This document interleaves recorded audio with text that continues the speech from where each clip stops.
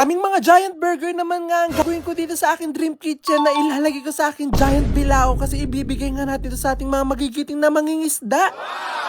Pagdating pangalan nito mga freshly baked nga nating mga giant buns ay dali-dali ko na nga nilagay dito sa akin dream kitchen para matanggal ko na nga sila sa mga lagayan. Pinasadya ko pa nga talaga itong mga giant buns nga na to kasi wala ka nga talaga mabibilhan nga ng ganito kaya talagang pinagawa ko nga to para makagawa tayo ng super giant burger. Ito ngayon kauna-unahang gagawa nga ako ng giant burger kaya talagang sobrang excited na excited ako. Mas lalo pa nga ako na-excite kasi sobrang special nga ng mga pagbibigyan nga natin itong mga giant burger nga na to kasi ibibigay nga natin to sa ating mga magigiting na mangingisda. Kaya after ko nga matanggal nga yung mga giant buns nga natin sa lagayan, agad-agad ko na nga rin itong pinag-i-slice nga sa gitna. At pagkatapos nga nun, gumawa na nga rin ako nitong ating special patty para nga sa ating giant burger. At makakasiguro nga ako na dito pa nga lang sa patty, talaga masasarapan na nga sila kasi nakagawa na nga ako nito. Talaga sobra ko nga itong nagustuhan. At dahil okay na nga itong patty nga natin, umpisahan ko na nga rin itong iluto para nga talaga maging malaking patty na siya. Malaking burger nga kasi yung gagawin nga natin, kaya kailangan dapat malaki rin yung patty natin para talagang saktong-sakto. Ganito kalaking patty nga lang yung nagawa ko, kaya ang gagawin ko na nga lang ay gagawa ko ng maraming ganito para talaga mapagkasya natin sa isang burger. Maya-maya nga lang din naluto na nga itong unang patty nga na niluto nga natin, kaya magluluto na nga tayo ng marami. Ganito kalalaki mga patty nga talaga ang goal nga natin gawin kaso napakahirap niya nga talagang gawin kaya ito nga lang yung mga nagawa natin. Pinakapal ko na nga lang itong ginawa nating patty tas dinamihan ko nga talaga para marami tayong mailagay nga dito sa ating giant burger. Pagkatapos ko nga magluto ng napakaraming patty at napakaraming itlog, naglinis na nga rin ako nitong mga lettuce natin. Tapos agad-agad ko na nga rin kinuha tong super giant bilao nga natin para ma-assemble na natin yung mga super giant burger natin. Inumpisahan ko na nga rin ilagay dito yung mga pinakailalim na mga burger buns nga natin kasi dito nga tayo magsisimula. Medyo na problema nga ako dito kasi napakarami nga natin gagawin giant burgers at natatakot nga ako baka nga hindi magkasya dito sa ating giant bilao. At buti na nga lang super giant bilao nga siya kaya sigurado ako nakasyang-kasya nga lahat ng giant burger na gagawin natin. Inumpisahan ko na nga ditong ilagay nga sa unang layer nga itong mga mayonnaise kasi sa tingin ko itong unang ilalagay. Talagang mayonnaise pa nga lang nilalagay ko, talagang na-excite na nga ako sa kakalabasan nga nitong super giant burger natin. At pagkatapos ko nga ilagay nga itong mga mayonnaise, nilagay ko na nga rin itong mga special burger patty natin. Kasing laki nga sana nitong burger buns nga sana yung gagawin nga nating patty kaso hindi ko nga talaga siya nagawa kaya dadamihan ko na nga lang talaga ng patty nga ito. At para mabusog nga rin talaga yung mga pagbibigyan nga natin itong mga giant burger natin. At pagkatapos ko nga mailagay nga itong patty, ilalagay na nga rin natin itong iba pang magpapasarap sa ating giant burger. Maglalagay nga tayo dito ng kamatis, ng onion, ng itlog, ng cucumber, tapos ng cheese. O diba, hindi lang sa giant burger, talagang overload pa siya. Naranasan ko nga kasi makakain nga ng burger na nakailang kagat na nga ako sa tinapay, talaga hindi ko pa nakakain nga yung patty kaya talagang dinamihan ko talaga yung palaman dito sa aking ginawang burger. At pagkatapos ko nga may ilagay nga lahat ng yon, ilalagay ko na nga itong huli nating ilalagay ito nga mga lettuce. Feeling ko nga kasi hindi magiging mukhang burger nga itong ginagawa natin yung burger kung hindi nga natin lalagyan ng lettuce. Nung una nga talaga hindi ko pa na-imagine nga itong ginagawa nga nating giant burger pero nung inumpisan ko na nga ilagay itong mga ibabaw nga ng burger buns nga natin, talaga nagmukha nga silang lahat burger. Talaga naman sobrang nga akong nalalakihan dito nga sa ginawa ko ng giant burger na feeling ko isang kagat ko pa nga lang ay busog na nga ako. At finally nga matapos nga ang mahabang oras nagawa na nga rin natin itong mga super giant burger nga natin kaya dali-dali na nga namin itong dinala sa ating mga mangingisda. At pagdating nga doon inaabutan pa nga namin sila na naguhulugan ng mga lambat nga dito para makahuli nga ng isda. Ito nga po kasing pangingisda ang pangunahing kabuhayan nga talaga ng mga tao nga dito nga po sa amin kaya nakadepende nga po sa mahuhuli nilang isda yung kakainin nila sa araw-araw. Kaya sobrang saludo talaga ako sa mga ganito kasi talaga sila yung lumalaban ng patas at hindi talaga nanlalamang ng ibang tao. At dito nga po sa pangingisda talaga hindi nga po araw-araw dito birthday. Talaga minsan meron silang nahuhuling isda tas minsan talagang wala kahit ilang araw na silang nanguhuli. Katulad nga po neto talagang malapit na po nilang mahilang ang lahat nga ng lambat na hinulog pero dalawang isda pa lang yung nahuhuli. At isa pa nga talaga sa struggle talagang napakahirap nga talagang hilahin nga ng lambat nga na to. Kailangan nga talaga ng maraming tao. At maya-maya nga lang din natapos na nga po sila sa paghihila at matapos nga ang mahabang oras nga nilang paghulog nga sa lambat at paghihila, 4 na isda nga lang pong nahuli nila. Nakadepende nga rin po kasi sa lagay nga ng dagat yung dami nga ng isda nga na mahuhuli nga po nila kasi kapag nga malakas yung alon talaga medyo pahirapan nga makakuha ng maraming isda. At kahit nga po paano para mabawasan nga po yung nararamdaman nga nilang pagod kaya dali-dali ko na nga po pinalabas nga itong mga ginawa ko mga super giant na burger. At sigurado nga ako na mawawala nga yung pagod nga nila dito kapag natikman nga nila itong ginawa ko. Hinati ko na nga itong isang giant burger nga para pagkukuha na nga sila hindi na nga sila mahihirapan maghati. At talaga laking gulat nga nila dito sa dala nga namin pagkain kasi di nila akalain na giant burger nga yung dadalhin ko dito sa kanila. Nagdala nga rin po kami dito ng napakaraming soft drinks kasi sa tingin ko ito nga yung perfect combination nga ng burger. At sa dami nga nito mga giant burger nga na to, sigurado nga ako na meron nga silang maiuwi pa sa kanilang mga pamilya sa bahay. Amazing!